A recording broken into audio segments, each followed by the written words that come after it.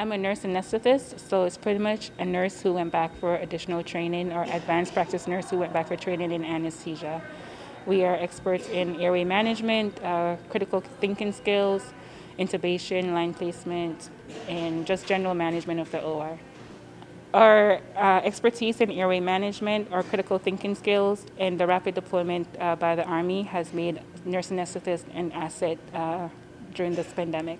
Jamaica, and in 1996, I migrated from Jamaica to New York City. I came here when I was in 7th grade. I attended 7th grade, high school, and college in New York. Shortly after that, I moved to Baltimore City in Maryland to complete my nursing degree. And after that, during that period, I got acceptance to anesthesia school, grad school. And I figured out during that time I would need some financial support. So a friend kind of mentioned to me, hey, have you heard about the Army? They provide a lot of help with you, financial help when you're going to school. It will be a great experience, and it will be another side that you probably wouldn't get to experience otherwise. So after much thought, I decided to join the Army Reserves. I came in with the intention of only staying in short term to fulfill my obligation.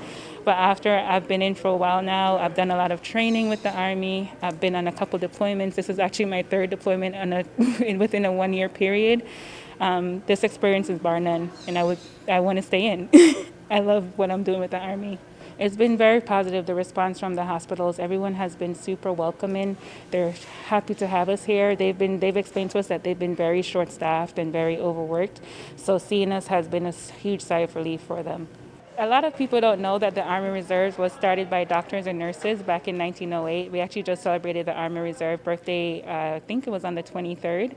And so back in that time, the doctors and nurses saw a need for medical providers on the battlefield to take care of the injured soldiers. So that has continued on today, where we provide augmentation to the active duty force and have medical staff always ready to go.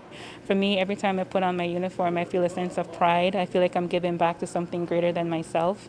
I feel proud to take care of my fellow soldiers and my fellow American. And even during this mission, it feels a lot more personal because I'm in Philly. I'm a resident of Pennsylvania. And the residents of Pennsylvania have been very instrumental and very supportive with my prior deployments.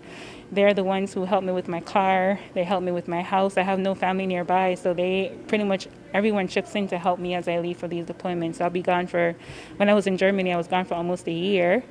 My friends took care of my car. My neighbor took care of my plants. Everyone came over and checked on my house, make sure everything was okay. They checked my mail for me, so this one just feels a lot more personal. So the cool thing about our training in the Army is pretty much you're trained to be ready to go at any time.